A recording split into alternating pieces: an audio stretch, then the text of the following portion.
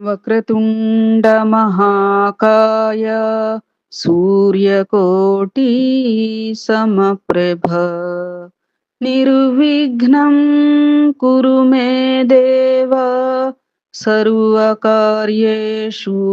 సర్వదా గురు బ్రహ్మా గురుర్విష్ణు గురుర్దేవో మహేశ్వరః గురు సాక్షాత్ పరబ్రహ్మ తస్మై శ్రీ గురవే నమః.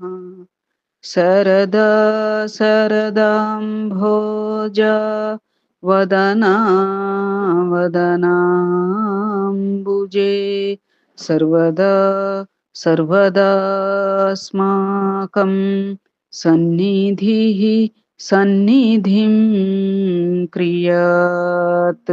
ఓం గం గణపతయే నమః. సద్గురవే నమః. శ్రీ మహాసరస్వత్యై నమః.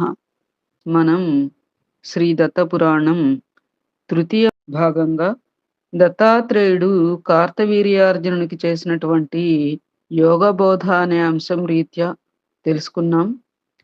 అయితే బోధ అంతా పూర్తయి ఎంతో జ్ఞానం ఆత్మజ్ఞానాన్ని పొందినటువంటి కార్తవీర్యార్జునుడు రాజ్యానికి వెళ్ళాక మరికొంత కాలం అయిపోయినాక మరలా దత్తాత్రేయుని దర్శనానికని వస్తారు.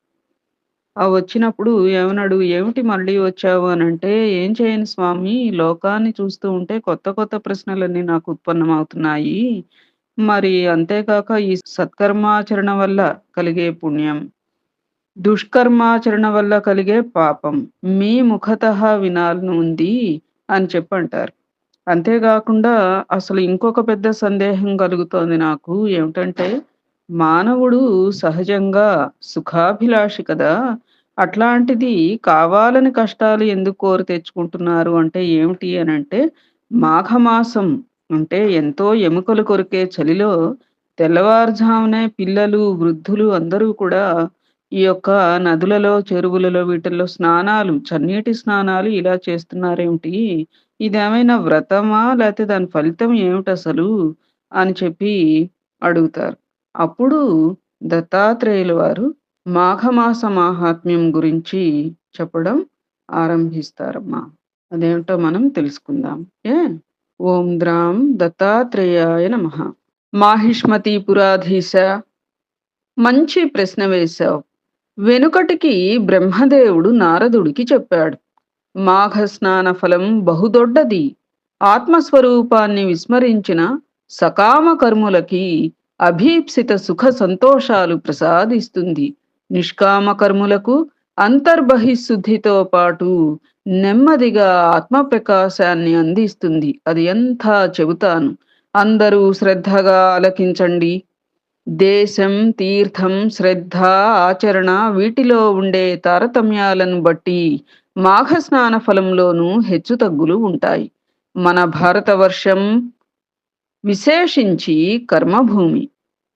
ఇక్కడ జన్మించి మాఘస్నానాలు చేయని వాని బ్రతుకు వ్యర్థం.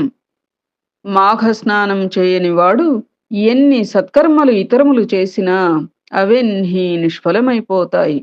సూర్యుడు లేని ఆకాశంలాగా, ఇంద్రుడు లేని స్వర్గంలాగా వెలవెలాపోతాయి. ఈ వ్రతం కేశవునికి అత్యంత ప్రీతిపాత్రం. మిగతా దాన ధర్మాలు, జపతపాలు కలిగించే ఆనందం కన్నా శ్రీహరికి ఇది కలిగించే ఆనందం ఎన్నో రెట్లు ఎక్కువ. సూర్యుడి తేజస్సుకు సాటి వచ్చే కాంతి మరి ఒకటి లేనట్లే మాఘ స్నానానికి సాటి వచ్చే క్రతువు గాని క్రియ గాని మరి ఒకటి లేదు. అందుచేత వాసుదేవుడికి ప్రీతికరంగా సర్వ పాప పావనోదకం, స్వర్గలోక సంపాదకం ఈ మాఘస్నాన వ్రతాన్ని ప్రతి మానవుడు శ్రద్ధగా ఆచరించాలి. ఈ కలియుగంలో దీనిని మించిన వ్రతం లేదు. మాఘస్నానం చేయకుండా మలినమైన దేహాన్ని కండలు పట్టించి సుందరంగా పెంచి పోషించి ఏమిటి ప్రయోజనం? ఎముకలు నిలిపి స్నాయువుతో కట్టి మాంసము రక్తము నింపి చర్మంతో కప్పిన ఈ దేహం మూత్ర పురీషాలతో కంపు కొడుతుంది. పొంచి ఉన్న ఆపదలాంటి ముసలితనంలో ఇది ఒక రోగమందిరం, మలినమయం, సర్వదోష నిలయం. ఇది ఏ నిమిషాన చేయని పిచ్చి పని ఉన్నదా? ఇతరుల్ని ఏడిపిస్తుంది. పాపాలు చేస్తాం, ఆర్తి కలిగిస్తాం, ద్రోహాలు చేస్తాం. ఒకటేమిటి, దీనికోసమని అరిషడ్వర్గానికే ఊడిగం చేస్తాం. ఇంత చేస్తే ఇది పరమ పిశునం, పరమ కృతఘ్నం, క్రూరం, క్షణికం. దగా చేసి చటుక్కున రాలిపోతుంది. ఒక్కరోజు పోషణ మానితే కంపు కొడుతుంది. ఇది వాతపిత్తాది దోషత్రయ విభూషితం. దీనిని తృప్తిపరచడం ఎవరి వల్ల కాదు. దీని కోరికలు తీర్చడం అసంభవం. దీని అహంకారమంతా ఇంతానా తాపత్రయ విమోహితం. నిజానికి ఇది ఒక చిల్లుల గంప. దీని స్వభావం చాలా చిత్రంగా ఉంటుంది. ధర్మాచరణం కన్నా అధర్మాచరణం అంటేనే స్వతహాగా ఇది ఇష్టపడుతుంది. దీనికున్న తృష్ణలు అబ్బో అసంఖ్యాకం. తృష్ణ అంటే కోరిక అన్నమాట. అందుకే ఇది నరక ద్వారానికి ఎప్పుడూ చేరువలో ఉంటుంది. ప్రాణవాయువు బయటకు పోగానే పురుగులు పడుతుంది, లేదా కుక్కలకి నక్కలకి ప్రీతిపాత్రం అవుతుంది, లేదా ఇంత మట్టి గాని పిడికెడు బూడిద గాని అవుతుంది.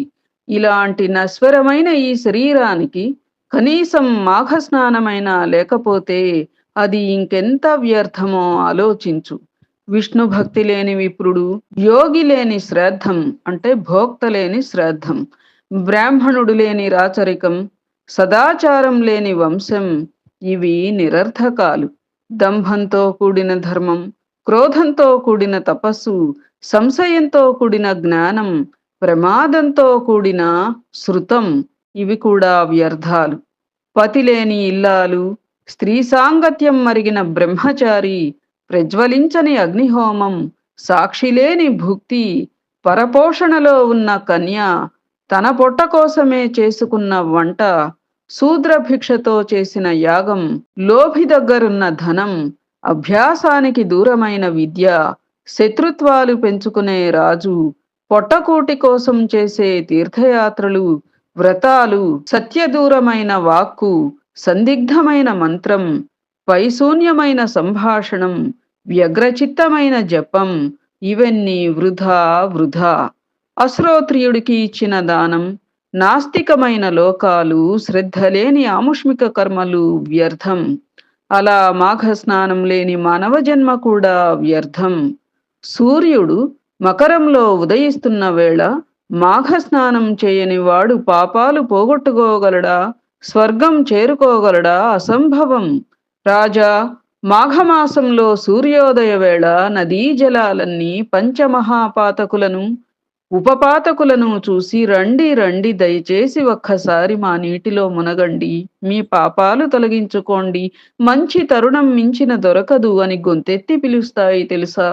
మాఘమాసం వచ్చింది అంటే సకల పాపాలు వీడు మాఘస్నానం చేస్తాడేమో, మనకు పోయే కాలం దాపురిస్తుందేమో అని గడగడా ఉణికిపోతూ ఉంటాయి. ఏంటవి పాపాలు. మాఘస్నానం చేసిన వారు మబ్బుల చెరవదిలిన చంద్రకిరణాల్లాగా, నివురు రాల్చిన నిప్పుల్లాగా పాప విముక్తులై కళకళలాడతారు. మనోవాకాయ కర్మలతో చేసిన పాపాలన్నీ, అవి చిన్నవైనా పెద్దవైనా, తెలిసి చేసినవైనా తెలియక చేసినవైనా, ఆర్ద్రాలైన శుష్కాలైన మాఘస్నానంతో దగ్ధమైపోతాయి. అగ్నిలో పడిన సమిధల్లా హృతమైపోతాయి. రాజా, పాపాత్ములు మాఘమజ్జనం చేస్తే పాప విముక్తులై శుద్ధి పొందుతారు. పుణ్యాత్ములు చేస్తే సరాసరి స్వర్గం పొందుతారు. ఇందులో ఏ సందేహము లేదు. విష్ణు భక్తి విషయంలో లాగానే దీనికి అందరూ అధికారులే. అర్హత అనర్హత అన్న ప్రశ్నే లేదు. మాఘమాసం అందరికీ అన్నీ ఇస్తుంది, అందరి పాపాలు తొలగిస్తుంది. మాఘ స్నానమే మహామంత్రం, మాఘ స్నానమే మహా తపస్సు, మాఘ స్నానమే అన్నింటికీ ప్రాయశ్చిత్తం, మాఘ స్నానమే సర్వోత్తమం. సంసార మహా కిల్బిషాలను ప్రక్షాళన చేయగలిగిన ఆధ్యాత్మ జ్ఞాన కౌసల్యం శతానేక జన్మాంతర పుణ్యం వల్ల గాని లభించదు అన్నారు. అలాగే మాఘ స్నానం చేయాలి అనే కోరిక జన్మాంతర సంస్కారం వల్ల గాని కలగదు. పావనాలలోకెల్ల పరమ పావనం మాఘ స్నానం. సర్వకామ్య ఫలప్రదం. ఒక్కసారి మాఘమజ్జనం చేస్తే చాలు, ఆ చంద్రతారార్కంగా ఇహ పరలోక భోగాలను అనుభవిస్తారు. ఈ మాఘ స్నాన ఫలాన్ని చెప్పే ఇతిహాసం ఉంది, చెబుతాను ఆలకించు. కార్తవీర్య భృగువంశంలో ఒక బ్రాహ్మణాంగన ఉన్నది. రుచీక అని ఆమె పేరు. దురదృష్టవశాత్తు బాల్యంలోనే వైధవ్యం సంప్రాప్తించింది.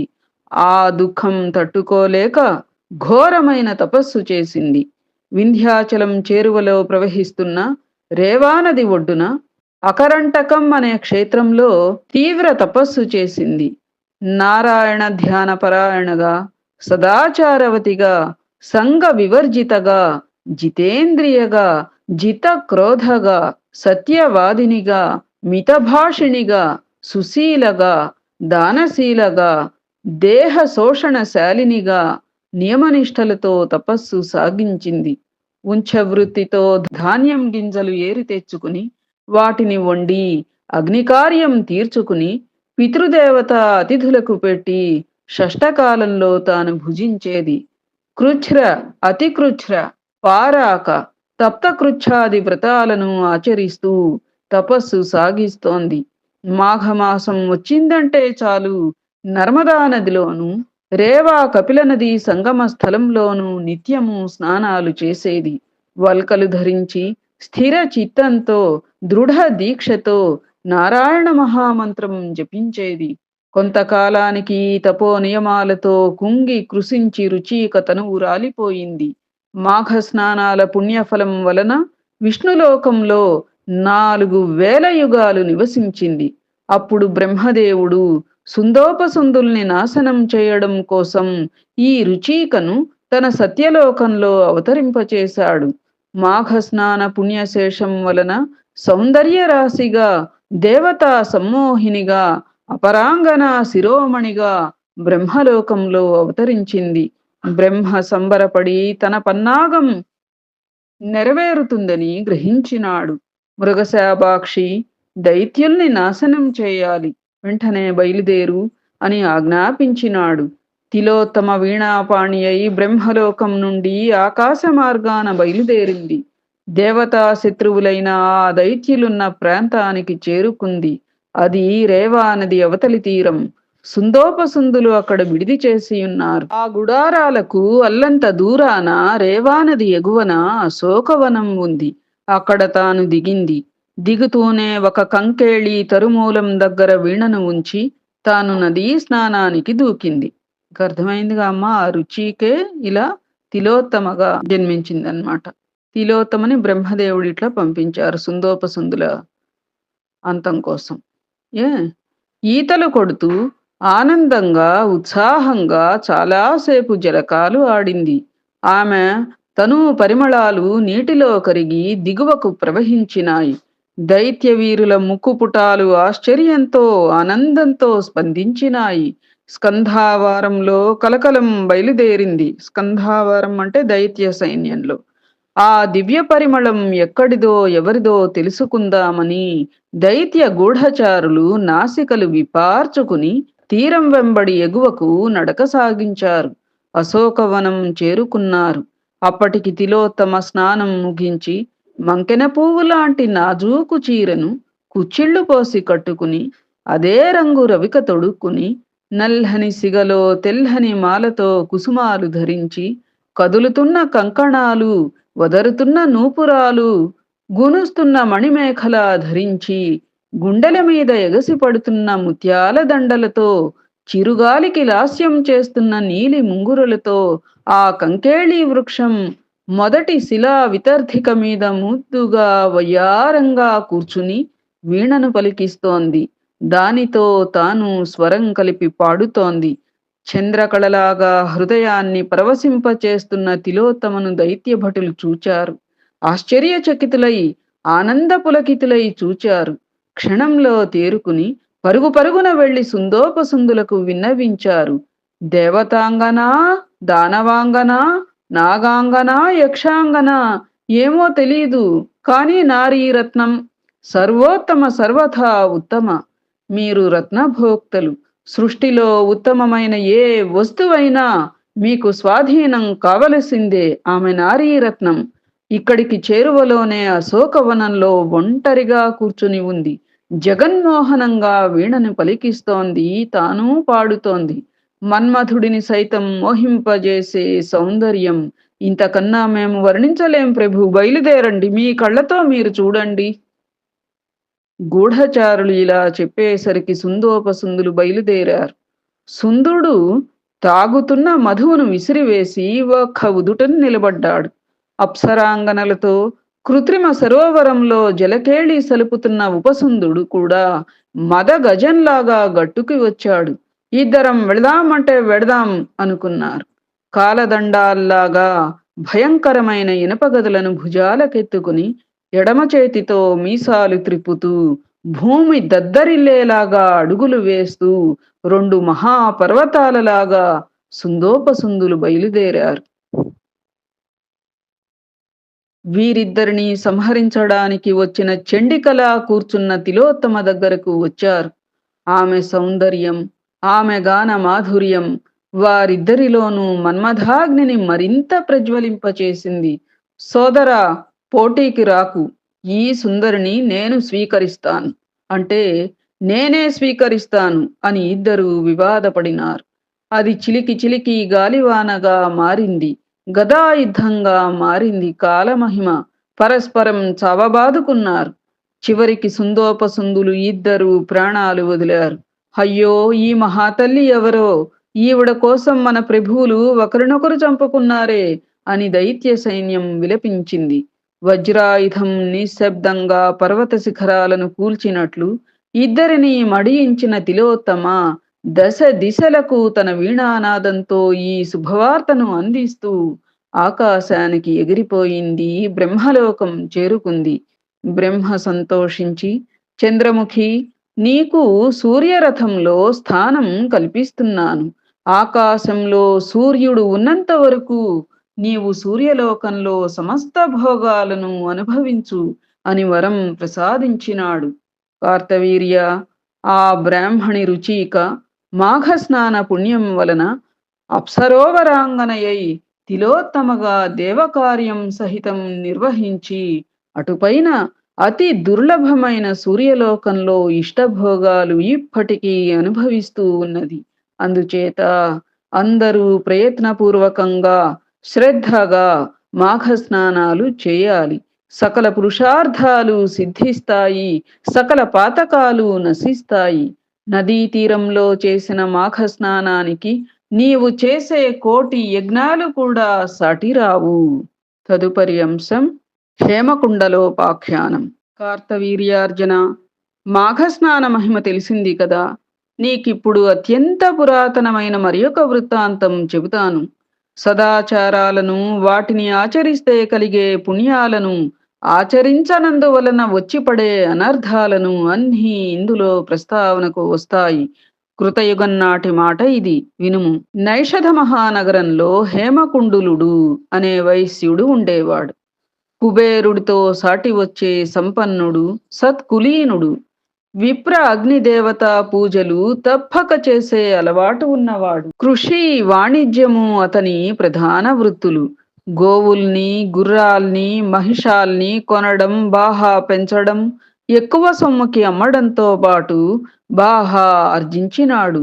పాలు, పెరుగు, మజ్జిగ, గడ్డి, గాదం, కట్టెలు, కందమూల ఫలాలు, ఉప్పు, జాజికాయలు, పిప్పళ్ళు, రకరకాల ధాన్యాలు, కూరగాయలు, వంట నూనెలు, వస్త్రాలు, ధాతువులు, బెల్లము, కలకండ వంటి చెరకు ఉత్పత్తులు ఒకటేమిటి, అన్నింటినీ క్రయ విక్రయాలు చేసేవాడు.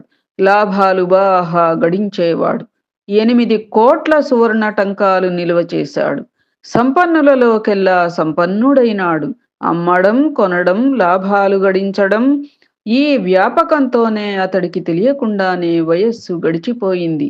చెవుల దగ్గర జుట్టు తెల్లపడింది. ఓహో, వార్ధక్యం ముంచుకొస్తోంది అని గ్రహించాడు. ఒక్క నిమిషం గాఢంగా ఆలోచించాడు. సంపాదించిన ధనంలో 6వ వంతు తీసి చకచక ధర్మకార్యాలు చేశాడు. శివ, విష్ణు దేవాలయాలు కట్టించినాడు. సముద్రం అంతటి చెరువు త్రవ్వించినాడు. నూతులు, దిగుడు బావులు, సరోవరాలు అనేకం ఏర్పాటు చేయించినాడు. వట, అర్క, అశ్వత్థ, కంకేళి, జంబూ, నీపాది వృక్షాలతో వనాలు, పుష్పతరులతా నికుంజాలతో ఉద్యానవనాలు పెంపొందింపచేశాడు.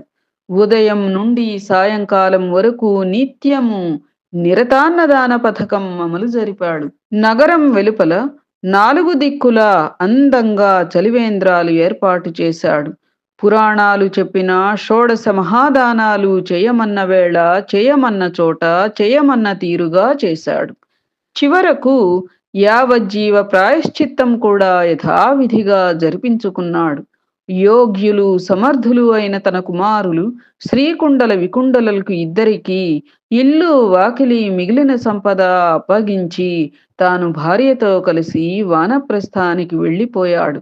అక్కడ గోవిందనామస్మరణ చేస్తూ తపో నియమాలతో దేహాన్ని కృశింపచేసి ఒక శుభఘడియలో అనాయాసంగా విష్ణు సాయుధ్యం పొందినాడు. కొడుకుల హయాం వచ్చింది. దానధర్మాలు బందైపోయాయి. సహాయ సహకారాలు అంతరించిపోయాయి. అహంకారము, అతిశయము ఇబ్బడి ముబ్బడిగా వచ్చి పడ్డాయి. పొగడ్తలతో లోబరుచుకుని అక్రమాలు, అన్యాయాలు చేయించే వాళ్ళు వీళ్ల చుట్టూతా చేరారు. అన్నదమ్ములిద్దరూ దుర్వ్యసనాలలో పూర్తిగా చిక్కుకునిపోయారు. అమ్మ చెప్పినా, బంధువర్గం చెప్పినా, హితం కోరి తండ్రి స్నేహితులు, జ్ఞాన వయోవృద్ధులు చెప్పినా అన్నదమ్ముల చెవులకు ఏ మంచి ఎక్కలేదు. వీరిని దగ్గరకు చేరనీయలేదు. గానా బజానాలతో, మేజువాణీలతో, విటవిటి గోష్ఠులతో, తందానగాళ్లతో అనగా స్తోత్రపాఠకులు అంటే పొగడ్తలన్నమాట, పాడు చేసే పొగడ్తలు, రేయింబవళ్ళు ఒక్కలాగా గడుపుతున్నారు. విలువైన వస్త్రాలు, ఖరీదైన ఆభరణాలు, సుగంధ పరిమళ ద్రవ్యాలు, కస్తూరి చందనాలు, మల్లికా కుసుమమాలలు, ముత్యాల దండలు, గజవాజీరథ క్రీడలు, సజీవ నిర్జీవ ద్యూతాలు, మధుపానాలు, మాంసభక్షణలు, వారస్త్రీ సంభోగాలు, పరదారాభిగమనాలు, వీటన్నిటి కోసం ధనాన్ని మంచి నీళ్లలా ఖర్చు పెట్టారు. 100 ఇవ్వవలసిన చోట 1000 రూపాయలు విసిరారు. వార స్త్రీ విట శైలూష మల్ల చారణ వంది బృందాలు బాగా బాగుపడ్డారు.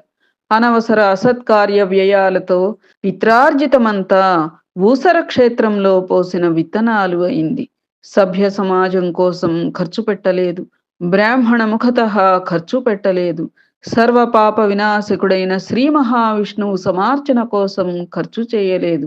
కానీ ధనమంతా ఖర్చయిపోయింది. వాళ్లకే తెలియకుండా వ్రేళ్ల సందుల నుండి జారిపోయింది. తమ తండ్రి దశాబ్దాలు శ్రమపడి కూడబెట్టిన సొమ్మును కొడుకులిద్దరూ 2 ఏళ్లలో ఖర్చు పెట్టేశారు. అలవాట్లకు, అవసరాలకు ధనం కావలసి వచ్చింది. స్థిరాస్తులు కరిగిపోయినాయి. తరువాత ఆభరణాలకు, విలువైన సామాగ్రికి కాళ్ళు వచ్చాయి. ఇంతకాలము తమ చుట్టూతా చేరి భజన చేసిన బృందాలన్నీ మాయమైనాయి. ఉద్యోగులు, సేవకులు అందరూ వదిలి వెళ్ళిపోయినారు. అన్నదమ్ములిద్దరూ మిగిలారు. ఆ ఇంటిలో ఆకలికి ఇవేమీ తెలియవు కదా. స్థితిలో వచ్చిన హెచ్చు తగ్గులు దానికేమి తెలుస్తాయి. లోపల అది దహించి వేస్తోంది. ఇరుగు పొరుగు ఇళ్లలో చిన్న చిన్న దొంగతనాలు మొదలెట్టారు. ఇది నలుగురికి తెలిసి ఛీ ఛీ అన్నారు. లోకానికి భయపడి, రాజదండన్లకు భయపడి అన్నదమ్ములిద్దరూ ఊరు వదిలి అడవికి పారిపోయారు. అక్కడ రకరకాల జంతువుల్ని వేటాడి, పక్షుల్ని సంహరించి, పళ్ళు ఫలాలు తిని కొన్ని సంవత్సరాలు హాయిగా జీవనయాత్ర సాగించారు. వేట, మాంసం ఈ వైశ్య కుమారులిద్దరూ భిల్లవీరుల్లా తయారైనారు. మనస్సులో కోమలత్వం పోయి క్రూరత్వం చోటు చేసుకుంది. చిట్టి పొట్టి జంతువుల్ని విడిచిపెట్టి సింహశార్దూలాలని వేటాడటం మొదలుపెట్టారు. ఇద్దరూ పోటీలు పెట్టుకుని క్రూర మృగాల్ని వేటాడుతున్నారు, ఆనందిస్తున్నారు. ఒకరోజు శార్దూలాన్ని వెంట తరుముతూ శ్రీకుండలుడు ఒక గుహలోనికి ప్రవేశించాడు. మరో క్రూర మృగాన్ని వెంటాడుతూ వికుండలుడు వేరొక గాఢారణ్యంలోనికి ప్రవేశించాడు. అంతే, గుహ నుండి బయటకు రాలేదు అతను. గాఢారణ్యం నుండి బయటకు రాలేదు ఇతను. అన్నదమ్ములు ఇద్దరూ ఇంక కలుసుకున్నది లేదు. జ్యేష్ఠుడు శార్దూలానికి, కనిష్ఠుడు సర్పజాతికి ఆహారమైపోయారు. వింత ఏమిటంటే పాపిష్ఠులిద్దరూ ఒకే రాత్రి ఒకే సమయాన మృతి చెందారు. యథావిధిగా యమదూతలు వచ్చారు. బంధించి ఇద్దరిని యముడి సన్నిధికి తీసుకుపోయారు. యమధర్మరాజు చిత్రగుప్తుణ్ణి అడిగి వీరి వివరాలు అడిగి తెలుసుకున్నాడు. జ్యేష్ఠుణ్ణి రౌరవ నరకంలోకి, కనిష్ఠుడిని స్వర్గంలోకి వదిలి రమ్మని ఆజ్ఞాపించాడు. యమదూతలు ముందు మొదటి పని చేశారు. మధుర సంభాషణలతో రెండో వాడిని తీసుకుని వెళ్తున్నారు స్వర్గానికి. నాయనా, పద పద, నీవు చేసిన పుణ్యకార్యాలకి సరిపడా స్వర్గ సుఖాలు అనుభవించుదువుగాని స్వర్గంలో వదిలి వస్తాం అని వాళ్ళు బుజ్జగిస్తూ ఉంటే వికుండలుడికి పెద్ద సందేహం వచ్చింది. నేను ఏం సత్కర్మలు చేశాను చెప్పమా అని బుర్ర తడుముకున్నాడు. ఏహీ తోచలేదు. అన్నగారితో సమానంగా అన్ని పాపాలు తాను చేశాడు. అన్నగారితో సమానంగా దుర్మరణం పాలైనాడు. అన్నతో సమానంగా యమదర్శనం చేశాడు. అంచేత అన్నగారితో సమానంగా రౌరవ నరకం తనకు దక్కాలి. మరి ఈ స్వర్గప్రాప్తి ఏమిటి? ఎక్కడ ఏ పొరపాటు జరిగిందో ఎంతకీ అర్థం కాలేదు. ఎందుకొచ్చిన చింత దూతల్ని అడిగి తెలుసుకుంటే పోలే అనిపించింది. అడిగేశాడు. వికుండల, తల్లి, తండ్రి, కొడుకు, భార్య, కోడలు, అన్న, తమ్ముడు, అక్క చెల్లెళ్ళు, ఈ వరసలు, ఈ అనుబంధాలు పుట్టుకని బట్టి ఏర్పడతాయి. కర్మలు అనుభవించడానికి ఇవి భూమికలు. ఎక్కడెక్కడివో పక్షులు ఒక చెట్టు మీద వ్రాలినట్లు ఒక ఇంటిలో వీరందరి కలయికాను. వీరిలో ఎవరి కర్మఫలాన్ని వారే అనుభవిస్తారు తప్ప ఒకరిది ఇంకొకరు పులుముకుందామనుకున్నా రాదు, బదలాయిద్దామంటే పోదు. వైశ్యకుమార, నిజం చెబుతున్నాను. ఎవడు చేసుకున్న కర్మఫలం అది మంచిగాని చెడుగాని వాడు అనుభవించవలసింది. నీ అన్నగారు మహాపాతకాలు చేశాడు. అందుకని వాటి ఫలంగా రౌరవ నరకంలో పడినాడు. నీవు ఏదో పుణ్యం చేశావు కనుకనే స్వర్గ సుఖాలు అనుభవించడానికి వెళుతున్నావు. యమదూతోత్తమా, నీవు చెప్పేది నిజమే, ఒప్పుకుంటాను. కానీ చిన్నప్పటి నుంచి నేను పాపాలు తప్ప ఒక్కటంటే ఒక్కటైనా పుణ్యకార్యం చేసి ఎరగను. నా మనస్సు అసలు సత్కర్మలకు ఇష్టపడదు. ఈ జన్మలో నేను చేసినవన్నీ పాపకార్యాలే. ఏ సుకృతం చేశానో ఎంతకీ తోచడం లేదు. నీ కనుక తెలిస్తే చెప్పి పుణ్యం కట్టుకో. వికుండల, నీవు చేసిన సుకృతం నీకు తెలియదు, నాకు తెలుసు. చెబుతాను విను. ఒకనాడు నీవు క్రూర జంతువును వేటాడుతూ గాఢారణ్యంలోనికి వెళ్ళావు. మళ్ళీ నీ అన్నగారిని కలుసుకోలేదు, గుర్తుందా? గాఢారణ్యంలో తిరుగుతూ యమునా నదికి దక్షిణం ఒడ్డున సుమిత్రుడు ఆశ్రమంలోనికి వెళ్ళావు. అతడు హరిమిత్రుడి కొడుకు. వేదాంగ పారంగతుడు, బ్రహ్మజ్ఞాని, జితేంద్రియుడు. ఆ పుణ్యప్రదమైన ఆశ్రమంలో ఆ మహానుభావుడితో నీవు సఖ్యం చేశావు అని. అవి మాఘమాసం చివరి రోజులు. సత్సాంగత్య ప్రభావంతో నీవు ఆ 2 నాళ్లు మాఘ స్నానాలు చేశావు. యమునా నదిలో కాళింది పుణ్యజలాలలో పాప ప్రణాశని అనే సార్థక నామధేయం గల రేవులో నీవు చేసిన మొదటి స్నానానికి సర్వపాప విముక్తి నొందావు. 2వ మాఘ మజ్జనానికి ఫలంగా ఇదిగో స్వర్గానికి వెళుతున్నావు. తన పాప ఫలాన్ని నరకంలో నీ అన్న అనుభవిస్తూ ఉంటే నీ పుణ్యఫలాన్ని స్వర్గంలో నీవు పొందు. అక్కడ నీకు ఏ సుఖాలు దక్కుతాయో చెప్పలేను గాని నీ అన్న మాత్రం కత్తికోతలు రుచి చూస్తాడు. గదాఘాతాలకు బలి అవుతాడు. బండశిలల క్రింద నలుగుతాడు. కణకణలాడే నిప్పులలో పొర్లుతాడు. యమదూత చెబుతూ ఉంటే వికుండులుడి మనస్సు ఎంతగానో విలవిలలాడింది. అయ్యో అన్నయ్య, నరకయాతనలు అనుభవిస్తావేరా అని మూగగా రోధించినాడు. ఎవడి కర్మ వాడు అనుభవించవలసిందే అని గుర్తుకు వచ్చింది. వెంటనే తేరుకుని వినయంగా మధురంగా ఇలా అడిగినాడు. దూతవరా, ఇప్పుడు మనం మిత్రులయ్యాం. 7 అడుగులు కలిసి నడిస్తే చాలు, సజ్జనులకు మైత్రి కుదిరినట్లే కదా. మనిద్దరం కలిసి 7 అడుగులేమిటి, చాలా దూరం నడిచాం. అది మధురంగా మాట్లాడుకుంటూ నడిచాం. అంచేత మనం మిత్రులం అయ్యాం. ఈ మైత్రిని పురస్కరించుకుని అడుగుతున్నాను. అన్నీ తెలిసిన వాడివి. దయచేసి నా సంశయం తీర్చు. మానవులు ఏ కర్మలు చేస్తే యమలోకాన్ని దర్శించకుండా తప్పించుకుంటారు? ఏ కర్మలు చేస్తే నిరయు అంటే నరకంలో పడతారు? ఇది కొంచెం తెలియచెప్పవు? చాలా మంచి ప్రశ్నేశాడు కదా! ఏ కర్మలు చేస్తే యమలోకాన్ని దర్శించకుండా తప్పించుకునేటువంటి హ్మ్. అవకాశం ఏమిటని చెప్పి అడిగారు. తదుపరి రేపు కొనసాగించుకుందామా అమ్మా? ఏతత్ఫలం సర్వం సద్గురు చరణారవిందార్పణమస్తు. సద్గురవే నమః. శ్రీమాత్రే నమః. శ్రీ సీతారామ లక్ష్మణ భరత శత్రుఘ్న సహిత హనుమతే నమః. ఓం ద్రాం దత్తాత్రేయాయ నమః.